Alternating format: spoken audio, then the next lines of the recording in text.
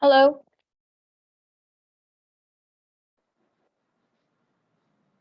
I cannot hear you. Hello? It Hello? is very low, Sajjad. Can you speak Yeah, hang up? on. Yeah, hang on. I'm going to increase the volume.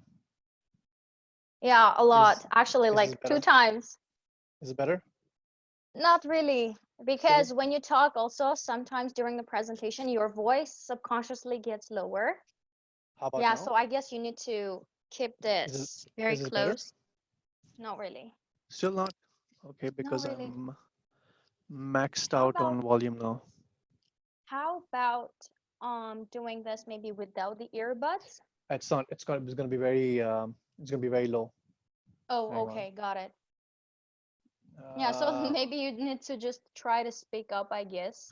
is this better now? Yes, it is Okay. better. Yeah, when you Okay, so when I you think I'll keep it just have to. close, it gets better. Okay, got it. Cool.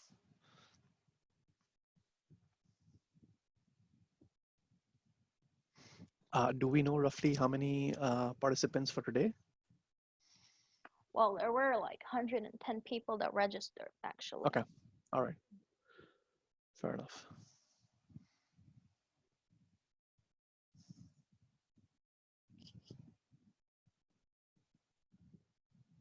Maybe you can also right now just share your screen to see like to be sure everything works maybe. Yep.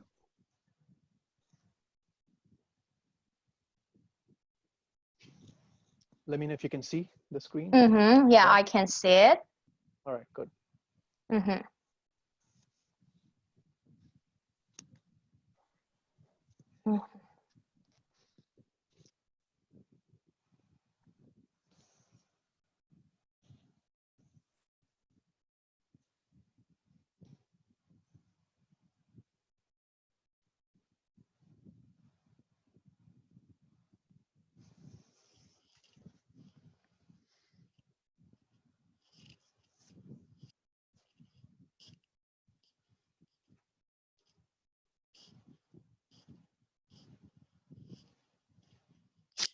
And maybe this time we would need to also speak a little bit slower, Yeah, I yeah, guess, for sure. because there was so much information and it was so great information. Like many people did not want to miss everything, so they Yeah, yeah. wanted to digest.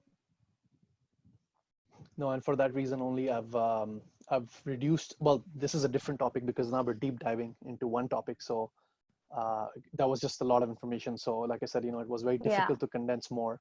But I've only got like 28, of which I think 4 or 5 are like slide breakers. So in actual, I think I've only got about 24 slides. So definitely, I think I'll be going a lot slower. And I think majority of slides are actually actual cases. Like you'll see the actual numbers and charts. uh-huh. So they're very specific about what I'm going to talk about. So hopefully, it's almost like, going from one topic to the other topic because there are two different meanings to each slide, to two different slides, sorry. So hopefully that will help. Mm-hmm.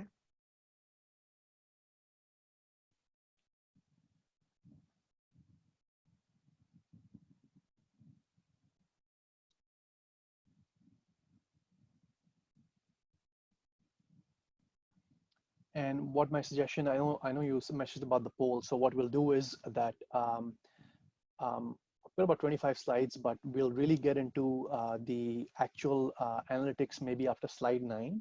So what I'll do is maybe I'll stop then and I'll say that let's do a poll. So at least it'll be a nice break at that time.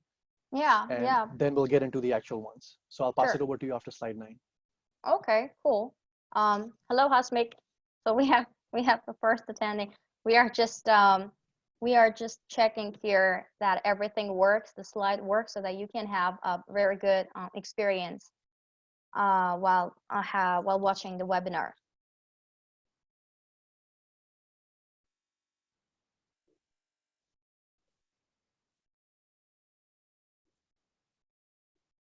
All right, yeah, we'll just start in 5 minutes, Yep. like 12:30 sharp my time and 4:30 at your time.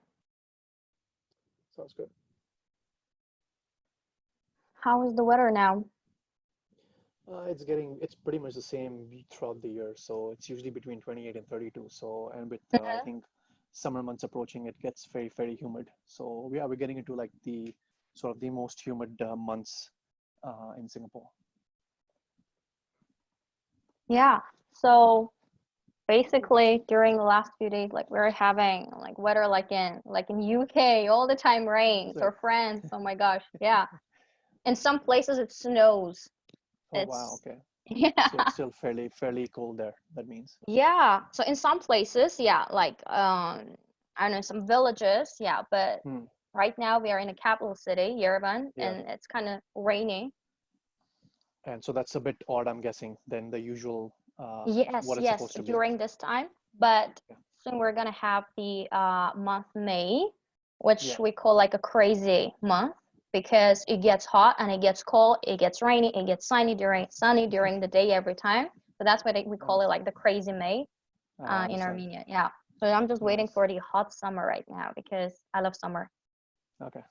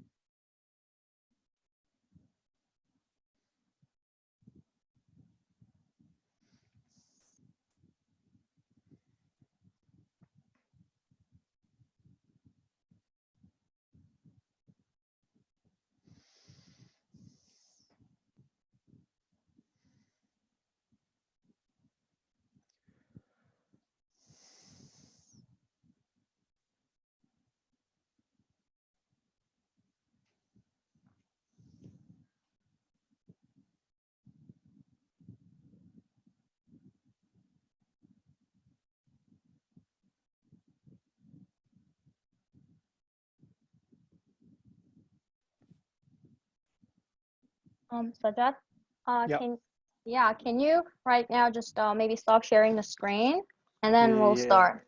Yeah. Fair enough. Mm-hmm. Okay.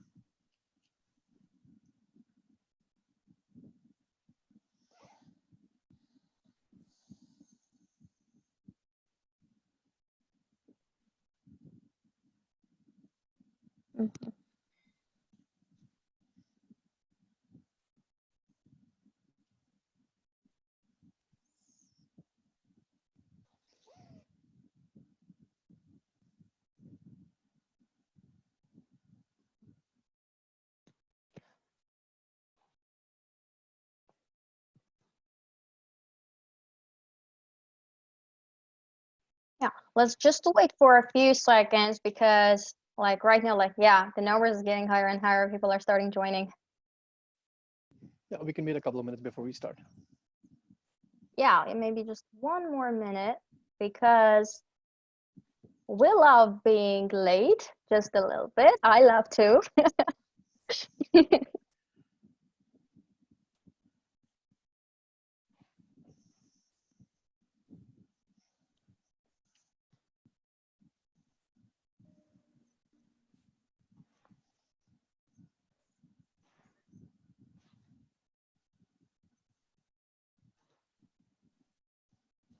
do we have people that are not from Armenia? Do we have people that come from another country than Armenia right now? Like if you are, I don't know, in UAE, if you are somewhere maybe in Europe, you can just type in the chat below. I would like to know about it.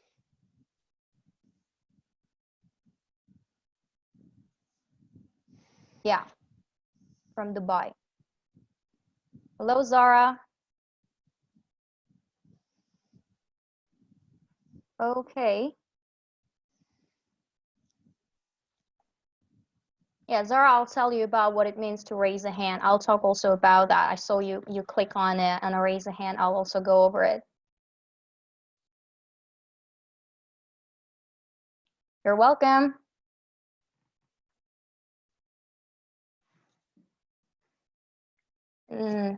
Yeah, we have a person raising a hand. Lilith, do you want me to unmute you? So you want to talk before we start? Do you have a question?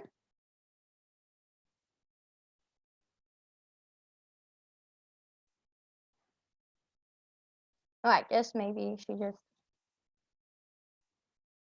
pushed the raise hand icon just accidentally. All right, I think that we can start. Hope everyone hears me very well. Maybe we can officially start before everyone joins. Right now we have like around 23 people. So hello everybody, greetings from Armenia. I'm from Armenia. Welcome to the second webinar of the webinar series of Evolving Trends in the World of Total Rewards, the Power of Analytics and AI. Now, Sajjad, I'm still getting a lot of messages from people on LinkedIn or emails, and they are just asking for the slides of the total rewards and the slides that were very, very powerful and insightful. So many people were asking for it. And well, today we're going to talk about the power of the analytics, continuing the first webinar topic, to understand how to drive impactful changes into the total reward scheme with analytics.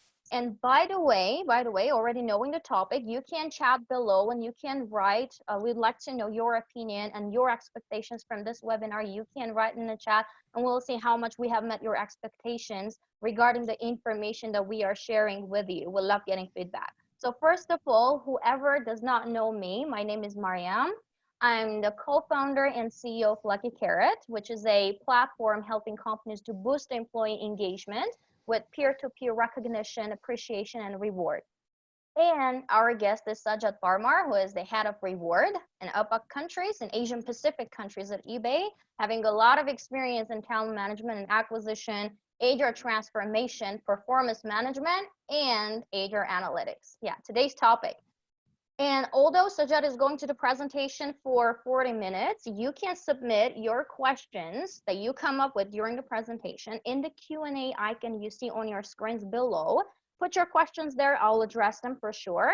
And with Sajjad, during the 20 minutes of Q&A, dear participants, you have also the raise hand icon on your screens. So during the Q&A session, if you have questions after the presentation, please click on that icon and hold it so that I can see it. Who's raising their hand, I'll unmute you and you will ask your questions directly to Sajjad.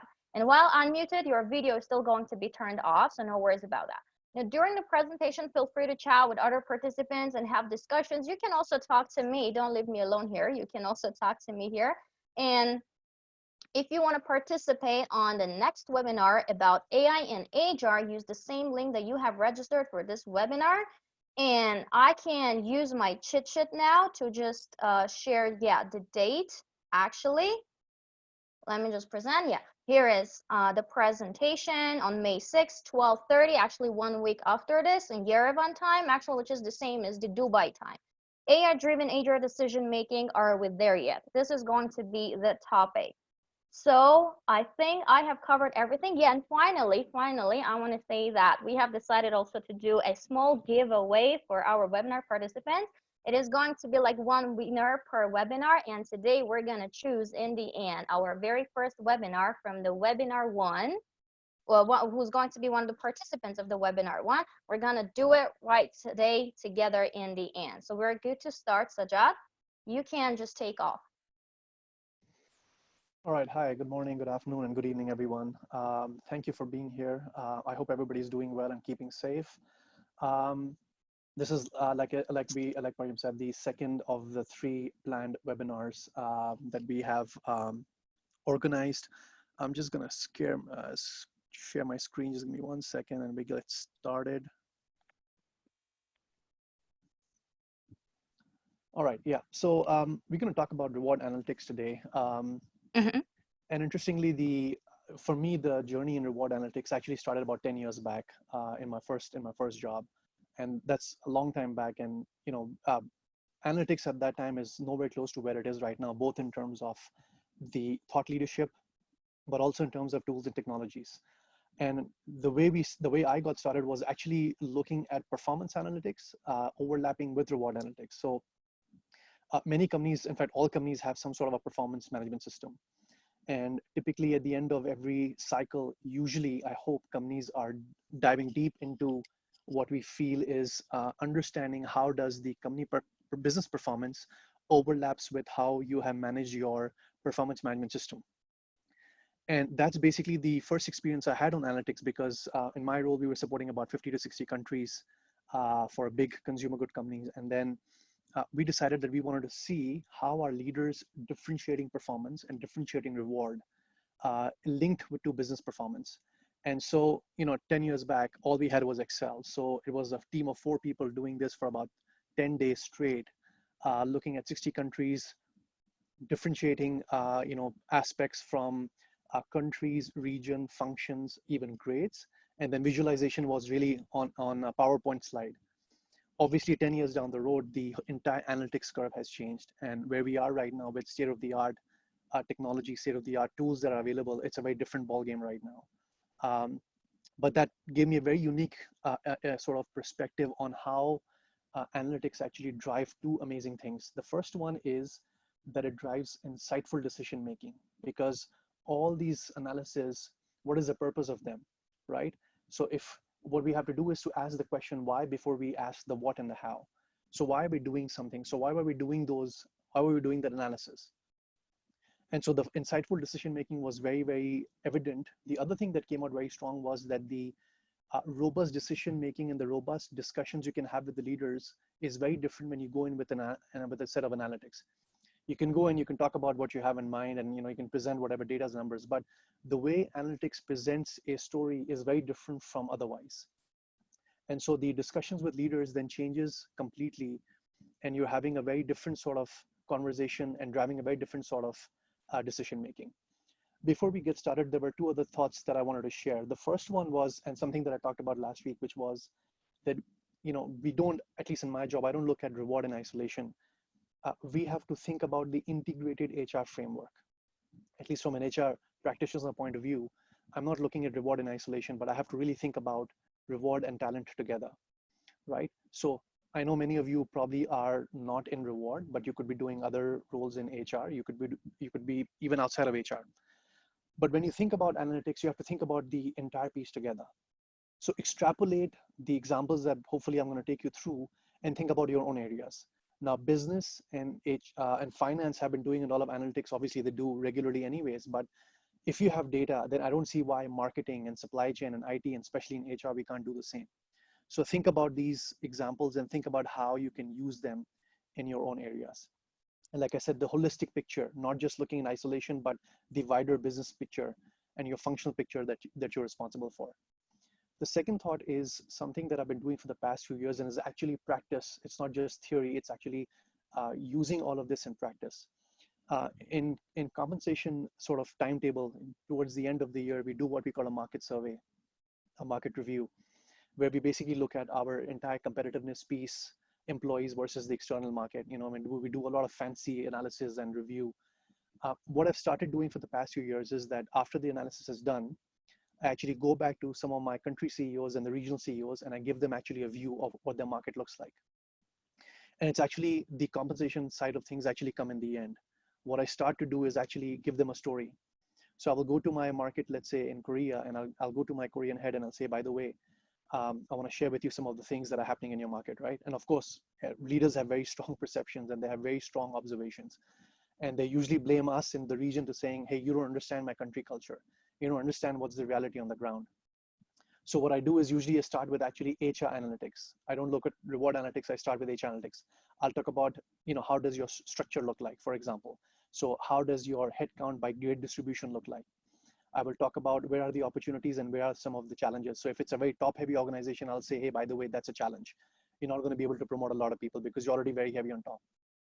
I will talk about the promotion rates. So are we promoting a lot of people in a particular area of the organization, or is it spread out? I will talk about attrition. I will talk about attrition from a grade perspective, and I will talk about attrition from a tenure perspective. And then identify where are the areas where we feel there's a problem. Talk about market intelligence. What's happening in the market? Who are we losing talent to? Who are we hiring from, right? Who are our peers? And what's really happening in the market? We are a tech company, so we hire a lot of tech employees. And in many markets, the tech talent pool is very small. What does that mean for our company? What is the span of control, right? So I'll share with them all that findings. And then I will say, by the way, you shared with me that you had these 3 problems. And then I will get into reward analytics. And I will share them a very holistic view, not just, hey, by the way, these are the 100 employees and everybody is paid correctly. It doesn't work like that. I have to convince them from a holistic perspective how our competitiveness is good or not, and where are the areas of opportunities.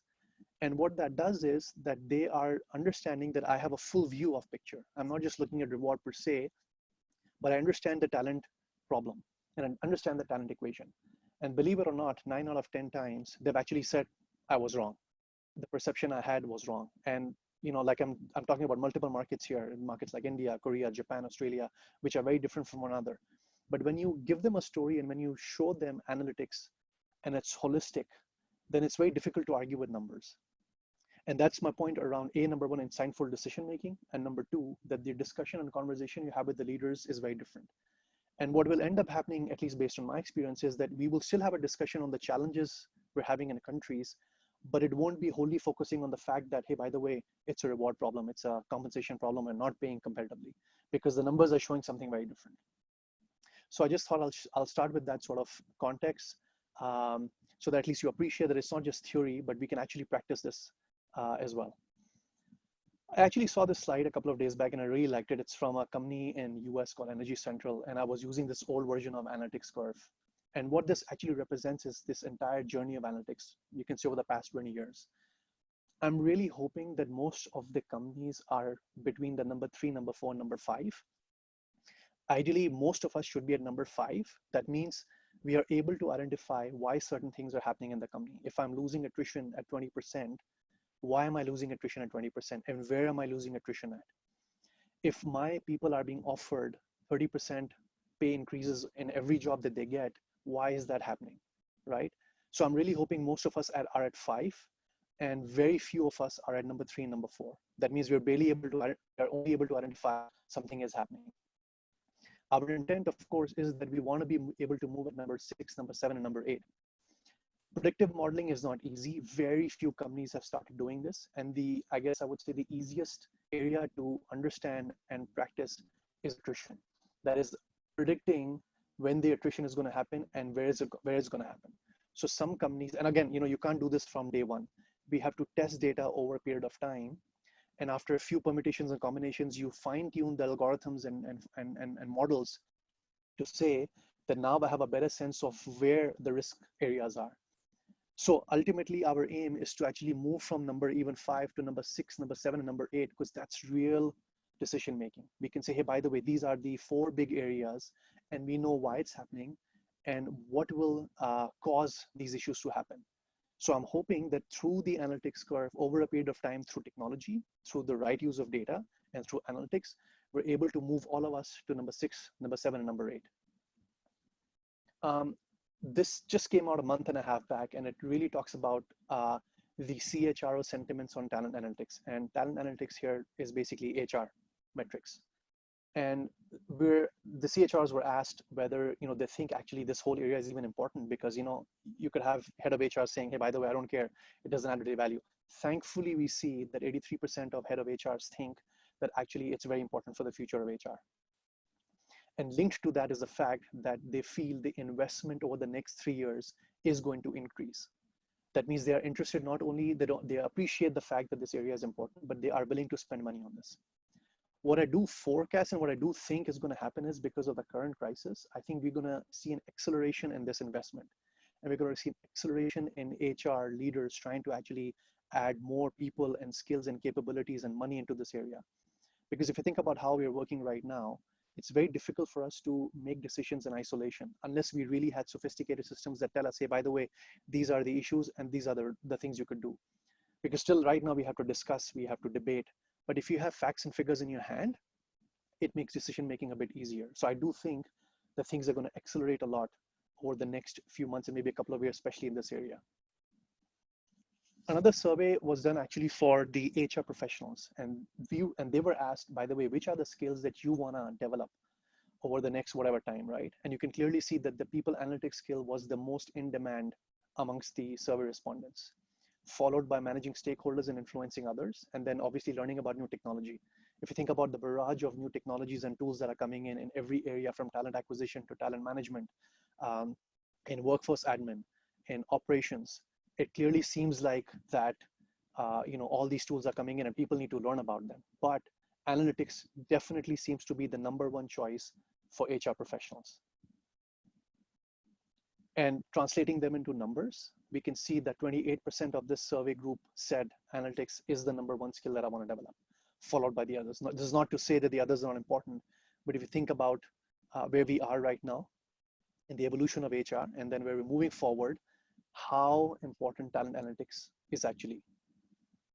So what are we going to do in this as part of this this webinar? The first one is we're going to do 3 things. The first one is the purpose is to really understand the strategic interventions in your reward strategy and programs to add value to investment. And I'll talk about the employment cost part of it. We spend a lot of money for people, right? We invest a lot of money. Are we actually making the right strategic interventions in our programs? Number 2, using analytics to understand the impact of programs. We have a lot of programs, we give a lot of benefits, but do they actually create the right impact for your organization? That's something that we need to understand, and that's something that we need to do. Number 3, like I already said, numbers speak louder than words. It's really convincing leaders on the effectiveness of the program. Because like I said, they have very strong perception, but the perceptions can be wrong. And so we want to use the numbers, facts, and figures to go back to them and have the discussion a very different way. So I'm hoping by the end of this session, we are able to look at all these 3 and understand a little bit better and say, yes, we can drive the impact of reward programs and discussions and reward programs in a very, very different way. And we're focusing on total reward because, you can see that the mandate and reward is very broad now. If I really think about my job, I'm doing all of this and more. Compensation benefits, obviously. I think the whole area of recognition is a little bit less explored, definitely, and it's something that has a lot of value. Research says the impact monetary and non-monetary recognition programs that have on employee engagement and motivation. The entire piece on well-being programs, work-life offerings, and towards the end, you can talk about mobility, which is a big area, and even performance management, which I think actually is a completely different beast altogether. That means reward sits on its own, but the performance analytics sits on their own as well. And that's something that needs to be understood and explored. So reward definitely has a very, very broad mandate.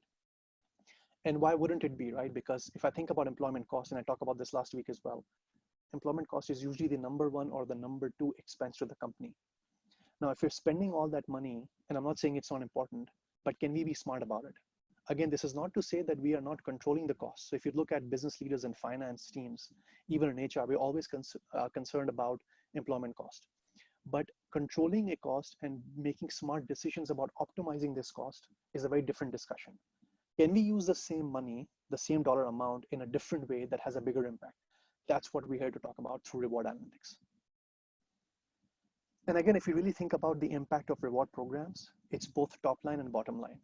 Top line, proven by research time and time again, performance management done the right way through reward differentiation is going to really, really drive the right level of motivation, the right level of engagement. If you pay everybody the same, even though some people are working really, really hard and some people are not, you're not really helping the cause, right? And what I'd like to call the RRR plan, which is essentially a top talent management plan.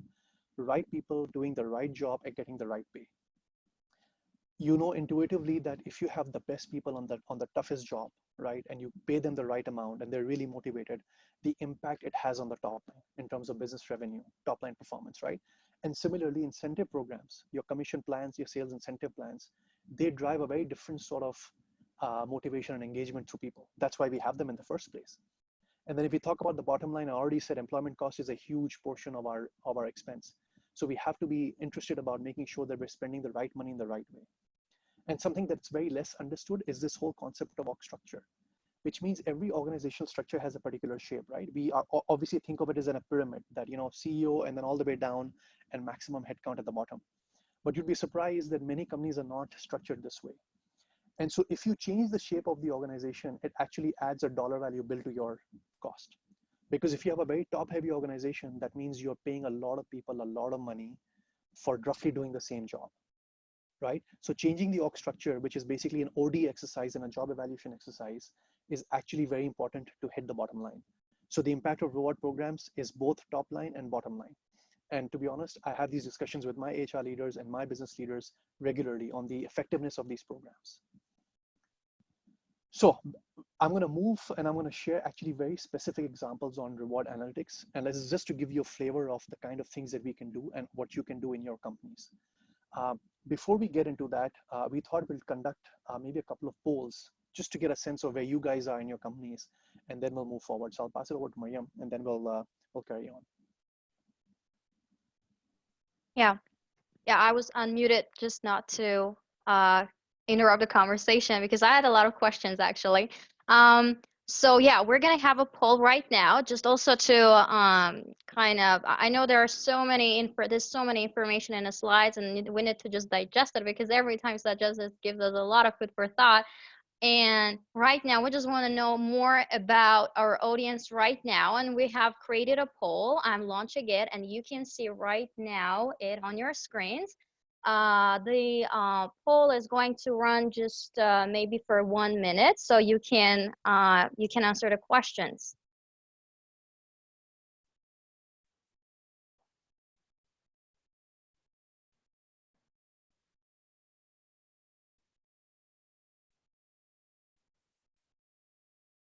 Let me know, by the way, if you don't see the poll on your screens. Yep, I can see. Good.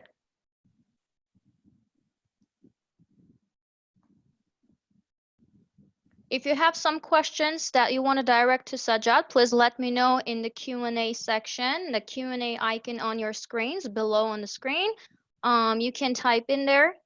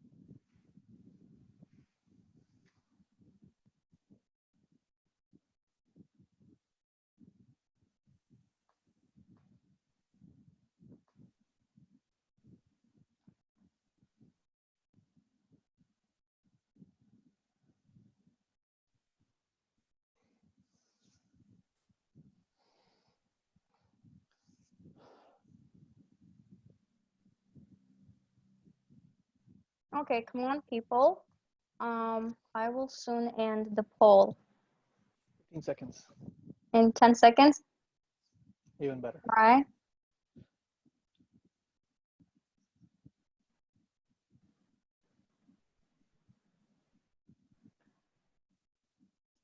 All right, let's do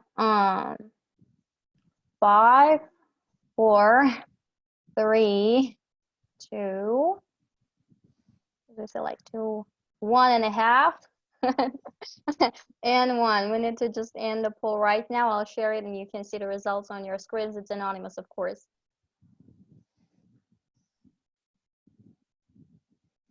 Okay, I'm sharing the results. You can see the overall poll results on the screens right now. You can go over it and you can look at it. Yeah, and Sajjad, actually, we can continue. Yeah. All right, cool. All right, so yeah, thank you, and Michelle. I'm Sorry. so sorry. Like we have a question here, like before we can continue. We have a question which says, like you shared the stages of analytics in corporation. Do you have an estimation of companies in stage 6 and above?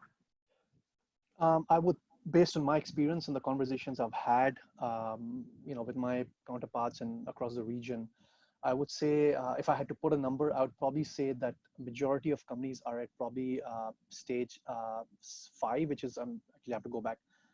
Uh, Hang on. So if I Okay. was to go back, I would say probably majority of companies are at 4 and 5 predominantly. I know of literally just, I can count them on my hands, the companies that are doing number 6. I really doubt if there's anybody at 7 or 8, maybe 1 or 2. Google might be at 7 because they do a lot of analytics as far as I understand, and the discussions I've had with my counterpart for Google. Maybe Facebook do. Again, they have a sizable data analytics team within HR, so do a lot of fancy works. In my company, we actually have a team as well. We're starting to get into predictive modeling, but I think I would still say that we're at number 5. So I would say majority companies, 85%, 90% companies are at 4 and 5. Okay, so I'll go through our next sort of specific examples in different areas. So let me start with pay first. And I'll try and give you what is basically each of these slides and examples trying to convey. The first one is the simplest slide that I can share with you, which is basically before a pay review and what happens after the pay review. So before the pay review, if you look at the bars on the left, right, it actually shows you where employees are currently positioned, right? And we basically can divide them into 3 sections. Upper third means people who are being paid, let's say, 10% above the market. Middle third could be between 90% to 110%. And then lower third could be less than 90%. And what it shows is that, as a result of your peer review process, how have employees moved from one end to the other? So I'll give you one example. We had 354 employees who were, let's say, so-called paid below 90%. And you can say they are basically below paid in the market. But as a result of the peer review, whatever 2, 3, 4% salary increase you give them, you end up with only 279 employees now within that group. That means you have literally moved about 70 employees or so from a lower third to maybe middle third, most likely. But you can also see that in the upper third, you have moved employees from, there were 104 employees and you moved them for 225 employees. You can say, yeah, that doesn't add any value. The discussion you're going to have this is with your business leaders, because business leaders always have this question that, hey, by the way, I have all these employees who are so paid below the market, and I only have a handful of employees who are paid above the market. If you do something as simple as that, it's not going to solve problem because you still have 279 employees below the market. And there are very valid reasons sometimes for that. But at least you can say, by the way, even with the limited budget you had, 2%, 3%, 4%, we're able to move people from let's say a lower side, from a left side to a right-hand side. And the discussion you want to have is, hey, by the way, if you can afford more, we can have a targeted approach and we can pick at key employees in that lower third category who are maybe important for us, who are top talent, and we can move them across the bar. So again, a simple slide, a simple message, but it conveys essentially how we have moved employees across the peer review. Second example, the top part of this slide is actually by rating. So assuming you had 3 ratings, which is the dark purple, blue, and light purple, right? Every company has a pay for performance philosophy.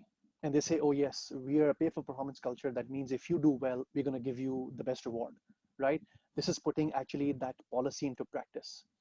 If your rating number 1 is the highest rating, and if they got an average salary increase of 6.1 versus the average rating of 2 with an increase of 3.9, then yes, you have a pay for performance culture, right? So what this chart is showing on the upper end is that people who were the best performers on an average got 6.1% versus, let's say, average performers or good performers who got a 3.9, and then poor performers who did not unfortunately do well, they got a 1.5. Now, if I look at this equation and if I see the differentiation we've done on salary, I'm like, yes, this is a job well done, right? Now, if the business leader comes to me and says, by the way, we're still losing people, then I have to investigate that. But if companies are not doing this kind of analysis, then I can go back and say, by the way, you're giving everybody 4%. How do you expect your top talent to be engaged and be motivated? Because you're not really differentiating performance. Similarly, the lower part of the chart is actually by grade. So the 1.9, which is the dark purple, represents the leadership team, and then you go down. So the middle bar could be your middle management, and then the 4%, which is the light purple, is basically your professional series. So basically your entry level employees. In crisis time, especially right now where you have limited budget, this represents a very good story because people who are at the upper level already get paid a lot. Their 2% represents somebody's 10% at the bottom level. So if you're in a case like that, when you have limited budget, then this is something that you would want to do. You would want to actually use more money at the lower levels because it hits them more than at the upper level. In some cases, in some companies, I've actually seen where they've decided that they're going to freeze or even do a pay cut for senior management, which is something that's happening right now. So again, I can use reward analytics a slide like that and say, by the way, we're spending less money on the top and we're really giving money where it actually matters, which is bulk of the organization, where the salaries are low. So another example of how you can actually use analytics to drive and understand how we're spending money by grades. One of my favorite charts is basically what we call a compensation heat map, which I shared last week as well. This is a very simple chart, right? It's basically the division is by countries on the left. And again, you could be doing, if you're a single country business, you could do this by function. So HR, finance, supply chain, marketing. If you have multiple businesses, you can add BU1, BU2, BU3. Then on the y-axis, you have grades. So A, B, C, D, E, F, G. A could be your, let's say, the CEO or the top management. FC represents fixed cash or guaranteed cash. That's basically the money you get every month in your payroll. And then FC and bonus is essentially the annual salary plus your bonus, which represents total cash. And the numbers and the colors indicate how your company and that grade in that market is versus your competitors. So for example, if I'm a high-tech company, in grade A in UK, my fixed cash is 95% of my peers. That means I'm 5% on average below my peers. And the coloring actually is something that I have decided that anybody less than 95 is actually red for me. Anybody anybody more than 105 is blue for me. And in the middle is green. So that means blue becomes very less priority for me because they're already above the market, and red is top priority for me. I can do this by country. I can do this by grade. So as you can see, in terms of priority, there's a list of priority at the bottom. This is just a random example. But I said that my priority actually is grade A, and it's fixed cash and bonus, because I see a lot of greens and blues. And so if I have to make a call that I have limited money and I want to use my money wisely, technically, if I look at US and probably even UK, I would not spend any money there because I've got mostly blues and greens. I would definitely touch Ireland. I would definitely touch Brazil and even Mexico, because I see a lot of reds there. And the scary part for me, the reds are not just around 94, 93. We've got 73, we've got 81. That means the gaps are massive, right? So assuming these data and this analysis is correct, I would actually make sure the discussion I would have with my leader is, hey, by the way, you can still give US and UK the money, but it's not really going to solve the problem. If you really want to spend money wisely, I would say give them some budget, but use some of that budget to fill in the gaps where it really matters. And it could be for a particular grade as well. It could be, let's say that grade G, which is the lowest grade, we're losing most of the people in most of our markets. Attrition is 20%. And I would say, hey, by the way, it's clear that our competitiveness is not great. And so I would much rather use that money in fixing these gaps rather than having a vanilla approach. So again, simple example. And this is something that every company can do. Hopefully every company participates in a salary survey. They can use this and create a chart of their own and have this discussion with the leaders and HR leaders. I'll move on to bonus. Again, very simple example. And this is again linked to performance management. If you think about, and I've given this example from a top management perspective and rest of organization perspective. What this chart is simply trying to tell you is that if you had 3 ratings, for example, what is the performance distribution by rating? That means 20% of the top management got a rating of 1, 73% of the top management got a rating of 2, and 7% a rating of 3. But what I'm more interested is actually the average bonus I have spent as a percentage of target. That means anybody who got a rating of 1 as in top management got a 1.4 times the target bonus. And anybody who was rated 2 or average or good performance got a 1.14. That means the differentiation between 1.14 and 1.4 is sizable enough that somebody who got a rating of 1 got a reasonably large bonus compared to those rating of 2. And you can see even better, in a way, is that the differentiation for rating of 3, which were unfortunately poor performers, is only 30%. That means you have used a lot of money from rating of 3, even though it's only 7%, and you funded the 1 raters. Because that's the only way, right?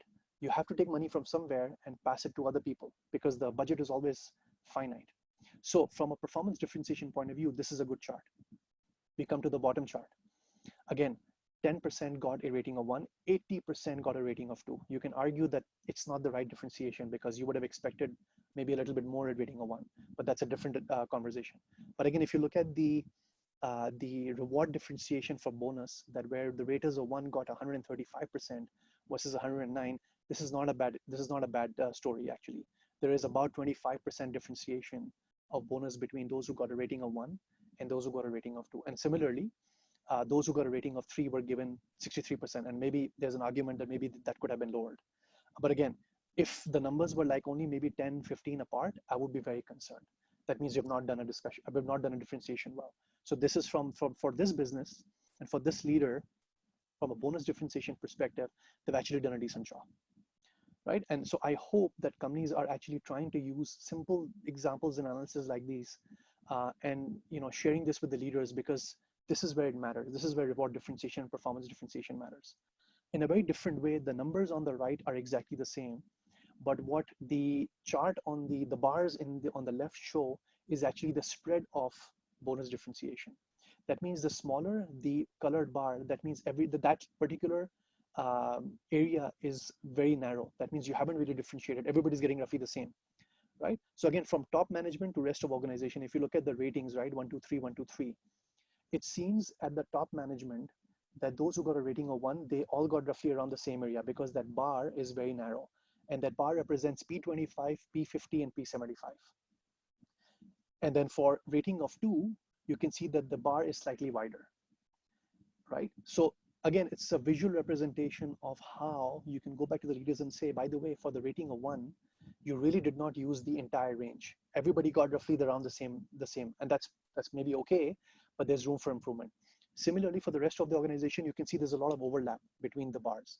And maybe the conversation to have with the leaders is that, hey, I think we could have done a little bit better. It's not that the overall differentiation is not good, but we could still do better than this, right? So because we know the better you do reward differentiation, the better impact it has on engagement and motivation. I will move to equity. And it is a similar example as the bonus one, right? And this is by leader. So what we're saying is you've got 5 different leaders who had number of eligible employees, and you've got the 3 ratings, right? And you can see, for example, the leader B had 13 employees, and his number 1 raters got 150%. His number 2 raters got 106%. That's amazing differentiation. So assuming that 150 is the max, and average is 100, the differentiation is really fantastic, because they're really making sure that the top performers are getting maximum money, right? Similarly, if you look at leader D, between 1 and number 2, it's 119 and 113. Practically, there's no differentiation. And he's got 59 employees who are eligible. That means whether you were 1 or number 2 in this leader's organization, you did not see much differentiation. And I would really go back to this leader and say, by the way, you've done a very poor job. Because if you tomorrow come back and say, by the way, oh, my employees are leaving and they're not happy, I would say it's because you did not manage your spend well. Equity is a big spend of total package. And if you're not spending it wisely, then it's not going to have the right impact. So again, I would use a chart like this. And visually as well, we have a chart like in a very fancy sort of visual way. But this is just to drive a point that, simple differentiation reward analytics slides on performance differentiation, reward differentiation actually can have a big impact on how we drive compensation practices.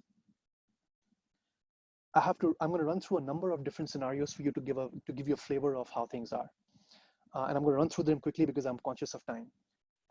This is a very simple thing, what we call a pay mix ratio. That means if your package is $100, then your salary is 80, bonus is 10, and equity is 10.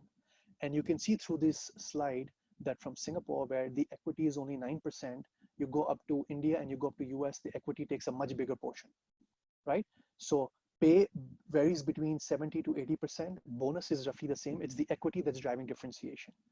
So if I have to make a call on equity spend, where I want to increase, where I don't want to increase, maybe I'm paying too much, I could use a slide like that. I could say, by the way, we're paying too much in US on equity, and maybe we could reduce that, but increase the pay, right? Another way to look at it is, and this is an example I would use, and I have used this example before. If Singapore has a 9% impact on your total pay, and your equity is paid out over 3 years, right? Then the annual value of equity is only 3%. So you could be giving equity to a lot of employees and thinking, oh my God, I'm giving them 9%. The fact is, in especially emerging markets, where employees get job for 15, 20% jump, your equity is actually adding no value, because you're assuming that this person is going to wait 3 years to get that 9% value. The fact is, if I get a job outside right now, somebody's going to give me 50% upfront cash. So I would go back to my leaders and say, by the way, all this money you're spending till about 14, 15%, that actually is absolutely adding no value. The entire aspect of equity is to drive stakeholder returns and retention. From a retention perspective, it has no value. You would much rather use this money on other things, or you increase the value of equity so much that it hurts when an employee leaves. And this is something that I think a lot of companies do. A lot of traditional companies have this 3-year 100% vesting format. And to me, especially at lower levels where the amount is not big, it just doesn't add any value. This is a chart that shows a multiplier between two grades. Let's take an example. A manager is grade A and a functional head is grade B. What is showing is that by country, what is the multiplier in salaries for you to move a manager to a functional head level? If you think about China and India and emerging markets, your multipliers are 6 to 8%. Assuming on an average, it takes 10 years for you to move a manager to top management. If you have a multiplier of 6, do you realistically think that the budgets that we have every year is going to be enough for you to move a top talent from a manager to functional head in a 6 times multiplier? It doesn't happen. And that's a mistake we make. If you have a top talent portfolio, you know these are the 20 people that I must retain for my business. You have to make sure that you have to be very aggressive about their salary increases and promotion increases. And the fundamental mistake that we make as managers and leaders and even in HR is that we are very happy to let our top talent go because we can't manage the 30%, but we would pay 40% from outside and get our talent from outside, rather than paying our people right and correctly and progressing them through the organization. So I would use a chart like that. And I say, by the way, I've got 15% top talent. I need more money to be able to progress them. Otherwise, I won't be able to put them in 10 years time in a function head roles that the business wants. Similarly, year-on-year fixed cash competitiveness position. From a compensation point of view, I see many times that the survey results are really up and down, right? So if you take Brazil as an example, I'm seeing that between 2018 and 2019, my positioning in Brazil has actually gone minus 20%. And based on whatever I know, I would say, by the way, there's something funny going on here. Either the market has gone through some massive changes, or the result that I have from the survey is actually not correct. So I would use year on year, and I know sometimes we do forecasting year on year, right? And supply chain and finance. Even in HR, you can do something like that from a reward perspective. That year on year, it can't be that my positioning has improved 25% in 1 year. So I could use a chart like that and see where the numbers are not making sense. This is 3 grades salary progression by markets. I'll give you one example so you get the point. If you take Australia as an example, you see that the grade 5 and grade 6 are very close together, and then grade 4 is very high in terms of dollar value. Why is this important? Because the differentiation of salary between a grade 6 and a grade 5 is not much. That means if I'm asking grade 5 to do a much bigger job, from a reward and salary point of view, I'm only paying them maybe 10% higher, and maybe that's not enough. And then from a cost management perspective, each time I have to promote somebody from grade 5 to grade 4, I have to give them a 30% salary jump. Typically, we would expect a linear line across all 3, but you can clearly see there's a lot of bumps up and down. And there could be very valid reasons for this, but it could be something that I would need and understand and say to my leaders, hey, by the way, if you promote from grade 4 to grade 5, grade 6 to grade 5, and then 5 to 4, these are the implications that you need to worry about. Just a couple of slides to end. This is an average cost of medical sales rep by market. You can say that you could rather hire 1 person in Australia, or you could hire 16 in Indonesia, right? So if my regional head comes and says, by the way, I've been given $10 million and I think I can, these are the opportunities, these are the white spaces that we can go into. I could go back and say, by the way, the cost to company for headcount is this. Now it's your choice based on the opportunities we have, whether you want to hire 300 people in Indonesia over the next 2 years, or you want to hire 40 people in Australia, right? And so that's a very different discussion to have. Even when we talk about cost management and redundancies and restructurings, this example in terms of cost to company comes in very, very handy. And I do this almost every 6 months, unfortunately, where we're looking at the cost and where can we add a strategic cut. So it reduces the headcount to a minimum level, but it has a maximum cost impact. And this is again, I started my conversation about performance differentiation. This is actually performance differentiation. This is 3 years worth of performance rating distribution calibration. So I'm not going to go into the numbers, but the story behind this is that I would link the performance distribution, the rating distribution by business performance.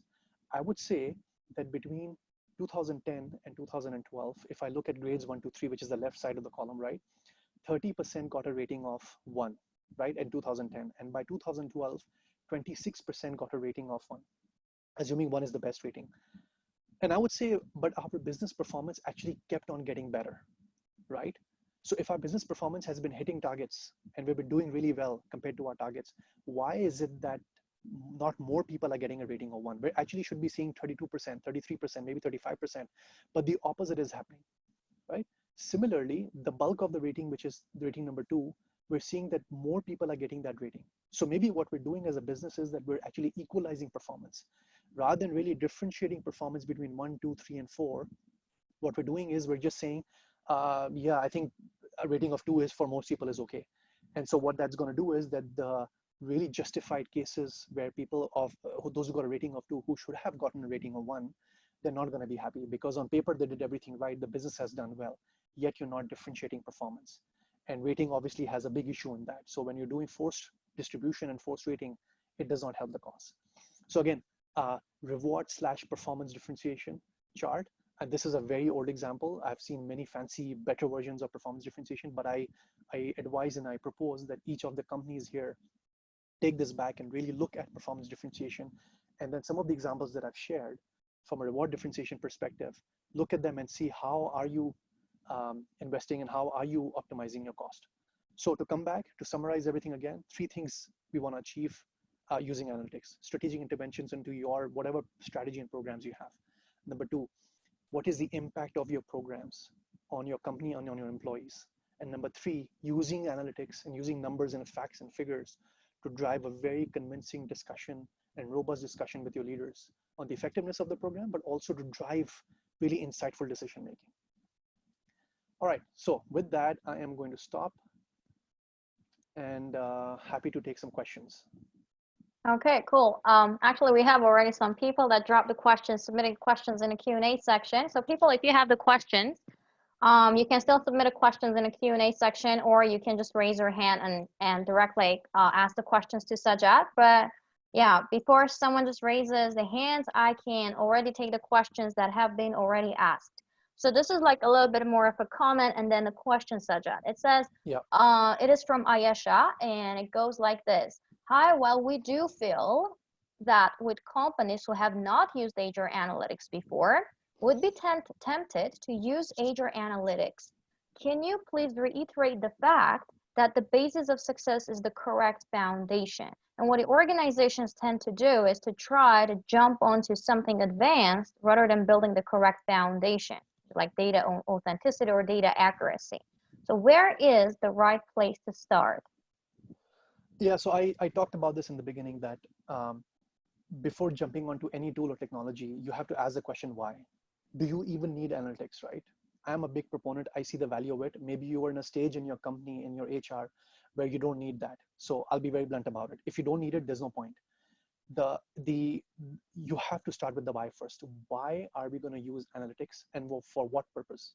So you might have some issues in your organization which you could resolve through analytics, like the examples that I've shown. And like I said, most of these examples are reward related. You have this whole array of HR analytics on attrition, on promotion, on spans of control, on organizational hierarchy, et cetera, et cetera. So to your question around the fundamentals and the foundation has to be a discussion on the why and the what. What are we trying to solve? Why do we need to do that?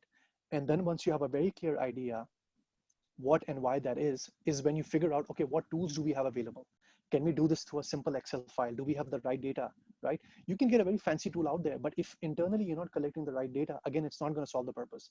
The data has to be also collected in the right way. It has to be complete for you to move to the next stage. So my simple answer is that you have to figure out the why and the what first.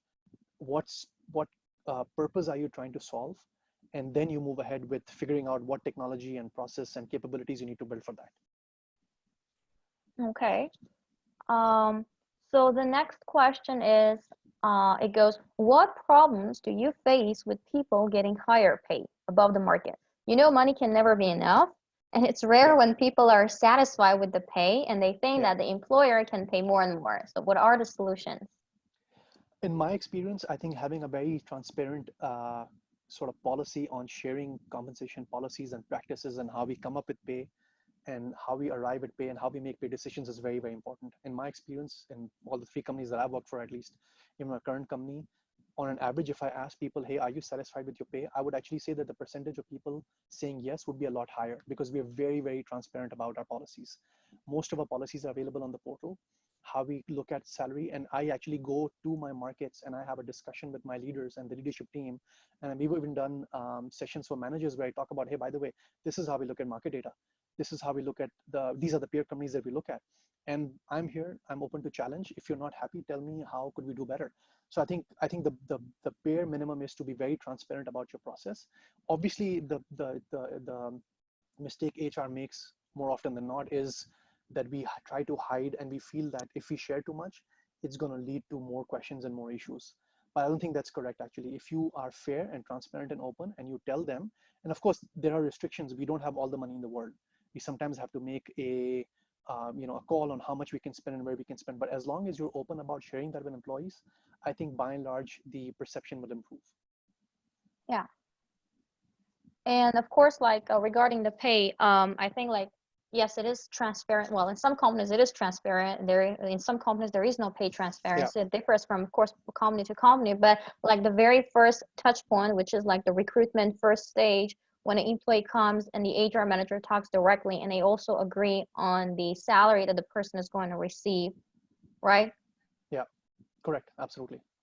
Makes sense. So I think we don't have right now questions from the audience.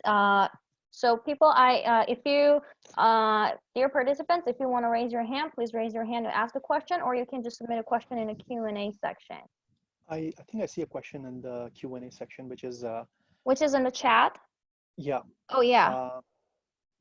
Are individuals aware of salary ranges for their grades? What is your experience with transparent in this regard? So typically, I would say that usually during the peer review process, I would, at least from my perspective, I would be open to not explicitly share what the ranges are, but I could tell employees, hey, by the way, if you're being paid 100, and if they ask, hey, how do I compare with my range or the market? You could say that you're 2% above or 4% below. And I think smart people will be able to figure out that, okay, if my pay is 100 and I'm being paid 4% below, then the midpoint of my pay for my grade is 104 or whatever it is, right? So at least once a year, because that's where it matters, the peer review process, where you're going to tell them how much salary increase you're getting, how much bonus you got. It's fine to share, how they stand versus the market, So I think it's fine. And I think even during the year, if people come back and say, by the way, I think I'm not being paid well, I think managers can say, by the way, yeah, you're right. You're being paid 8% below the market, but this is the reason why. So I think we need to be a bit mature about managing this. I think in today's time, people can find out roughly how they get paid. We've got all these avenues like Glassdoors and equivalents where people can go and find out, even through networks, what's the average pay. So we have to move past that and be open about sharing it. Maybe not explicitly, but if somebody inquires, I see no reason why not to share. Yeah. So we have another question. We have 2 more actually questions. So one is, it goes, we are also very transparent about the compensation and benefits, but sometimes people also confuse transparency. Employees come and ask that the salary should be visible across the company, like the actual salary of the employees should be on some portal. Yeah. How do you tackle that? So that's where my concern is, because while I'm happy to share individual related employee queries and tell them how they are, just putting everybody's number is not going to help. And the reason why is that if I see my 3 peers, whether they get below or more than me, I don't know the exact history of that pay. I can guarantee you that if you have 100 employees, each of that 100 employees' salary has come about based on a different historical perspective. I have changed 5 jobs. I have changed 10 roles over the past whatever years. So everybody's coming from a different place. So if you put the numbers up, that's not going to solve the problem. What you want to do is to be open about how you arrive at salaries. Like I said, what's your process? Who do you benchmark with? Who do you compare with? How do you arrive at market data? How often do you do it? How do you arrive at salary budgets, right? And then your internal calibration process of giving salary increases. If you're clear about that, and if you tell them, hey, by the way, your salary is 9% below the market, and we will do whatever it takes to get you there, I think it's fine. Of course, you can never satisfy all employees. So let me be also clear. There's never going to be a case where 100% of employees are going to be satisfied with that. There will always be employees who will never be happy, but that's fine. At least if you're transparent, majority of employees will be okay with that. Mm-hmm. Yeah. Another question is, what do you think if it makes sense to share the analytical information with the employees as well? How do you think the transparency would help or maybe spoil the motivation and loyalty of employees? I think it's a great idea, something that I never thought about. I think I should probably do that. I don't see any reason why some basic form of analytics cannot be shared. So in fact, I'll be honest, some of the slides I've shared, not these ones, but I have shared 2 or 3 different kind of analysis and analytics with the employees. The purpose of analytics is to share a story, like I said. If you showed them one slide and say, by the way, we are paid above the market, so you cannot complain, it doesn't work like that. You have to build the story. Like I said, who are we competing with, right? So you're going to tell the employees, hey, by the way, we understand our peers are, let's say in my case, high-tech companies. These are the top 15 companies we're concerned about. So don't think we're taking all the low pair guys. We're taking the Googles and the Facebooks of the world. We're taking the Apples of the world, and they are in a peer group. This is the exact process we run through. These are the 3 surveys that I run with. And overall, you can share numbers and say, by the way, overall, there are some areas of opportunities, but by and large, we're doing okay. And you can say, we're doing this for base pay. We're doing this for bonus. We're doing this for equity as well. So some form of, overarching analytics to share, I don't see any harm with that. Like I said, there are many avenues for people to go out and figure out. They go to Glassdoor and all these websites where employees share their salaries and comments about companies. They can find out. I can talk to my friends and say, by the way, how much are you, or roughly how much is your company paying for head of sales for this company? And I do have that informal conversation with my colleagues all the time. So absolutely okay to share some basic form of analytics with employees. And the question is like, will it still be okay to share analytics if it includes negative numbers? Absolutely. That's the whole point of transparency, right? If I am being paid less, if we are being paid less, then let's be honest about it. The issue is the trust we break for employees is when we're trying to hide something. So the example that I gave at the beginning, when I go to my leaders, I'm not saying every time my numbers are perfect. If I do a grade-wise comparison, there could be 2 grades where I know that I'm 7% or 11% lower. And I say, by the way, yes, overall, we're doing okay. There are 2 or 3 spots where we do definitely think there is a room for improvement. So it's completely fine. Like I said, it's about honesty. It's about transparency. There's no point of hiding or making up numbers. We got to talk about what really the numbers are, whether they're good or bad. And if the numbers are bad, you can ask for more money and try to solve that problem. Maybe not in 1 year, but maybe over 2 years. Or maybe then have a very targeted approach towards the high risk factors and high risk employee retention cases that way. So let's be honest about it.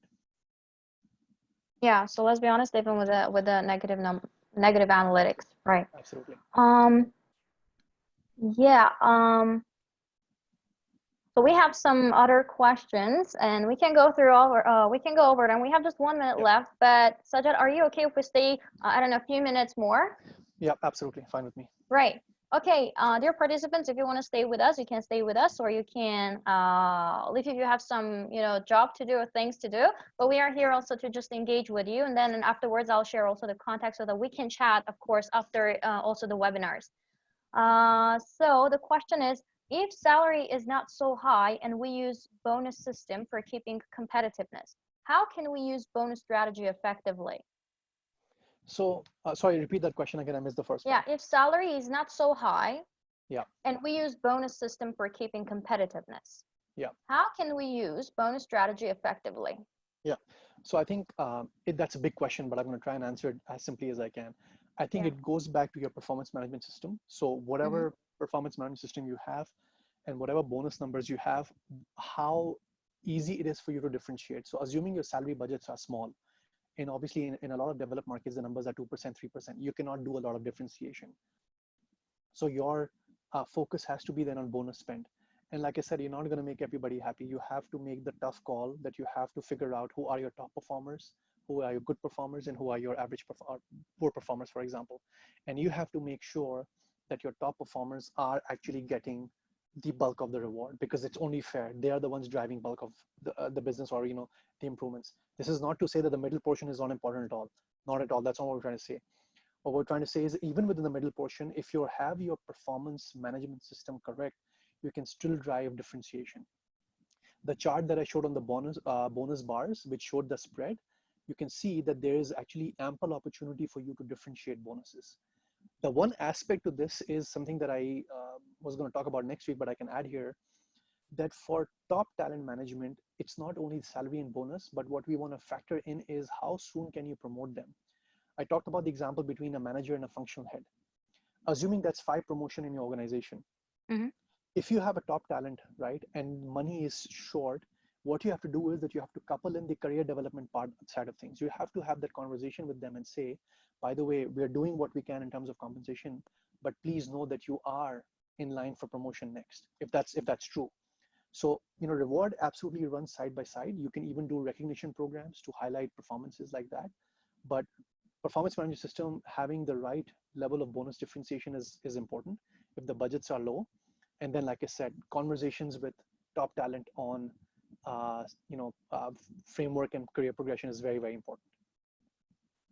And another question is, what's your opinion of sharing the comp ratio with the employees? So how to communicate that? Like I said before, not explicit. If employee comes and says, by the way, what's my comp ratio, please share with them. If they ask why is it so low or something, you can say, by the way, we've whatever reasons we have, and contact HR for that. But I don't see why we can't share. I think there's no point of hiding that information. So please share if they ask. And still, we're getting back to the fact that you said you need to also make everyone aware that there is also prehistory, right? A history behind this salary, right? We also talked about that part. All right, I think we have answered all of the questions right now, and we have no more. I think we have no more questions. But if you hurry up and just post one question, like we can also speak up that, or you can just raise your hand. Although we have already had a lot of questions so far. And like before just we can finish, just a few more minutes to go, I'll share my screen. We were very, very happy connecting with you. I'll share my screen and you will see our contacts here.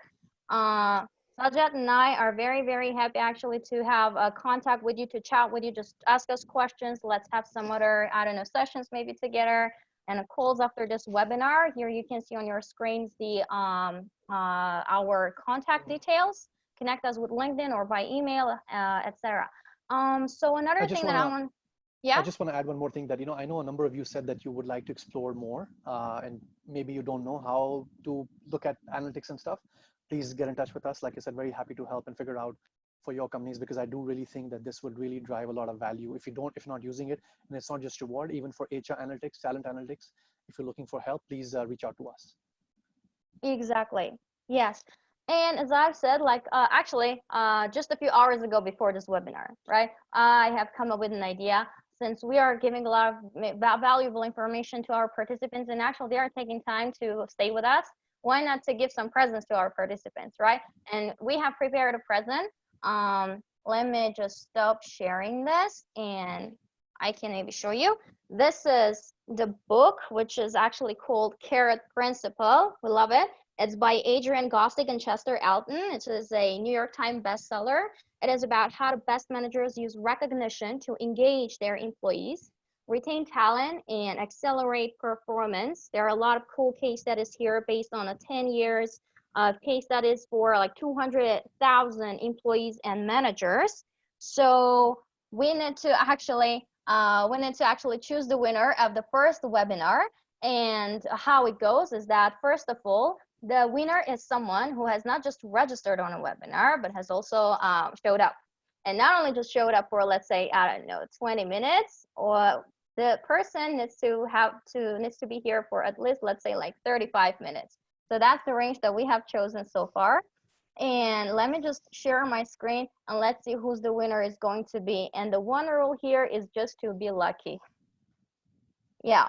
So I have prepared this Excel sheet. You can see here, there are no duplicates, no worries.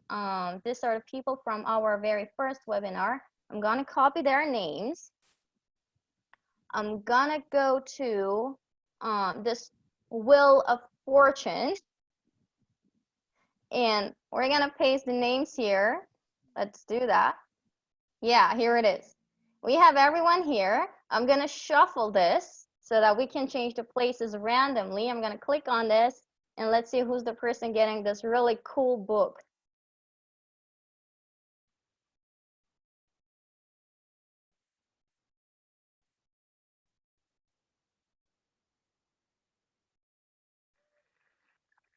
Oh, okay, Sandrine Bardot. All right, cool. I don't know if you are here, Sandrine, but please let me know if you are here. Oh, yeah, she's here. Yeah, so you will, yeah, so we'll be in touch with you, of course, after the webinar, and we will need to just ask you where we're going to ship the book, right? And we're going to give it to you and hope you can spend some extra time on really cool stuff. Nice. So I think for, yeah, and some people are asking, can we get the recording? Yes, you can get the recording. We will email you, so no worries about it. And you will also be able to get the slides, I think. After maybe if you have Sajjad, if you have some, I don't know, sensitive information there, like you can cut some of the slides, you can send it to me and I'll spread across everyone. So thank you for joining us today. Sajjad, any final words that you have you want to add? No, again, thanks for your time. Appreciate it. I know it's very busy for everybody, so really appreciate your time. And like I said, please reach out to us if you need any help on this topic or in general anyways. Thank you. Thank you so much, everyone. Well, have a very, very productive day. And see you in the next webinar on May 6th. We'll be very happy to see you there. And we're gonna actually choose on the next webinar, today's webinar participant winner. Okay. So bye-bye. Have a great day. See you soon.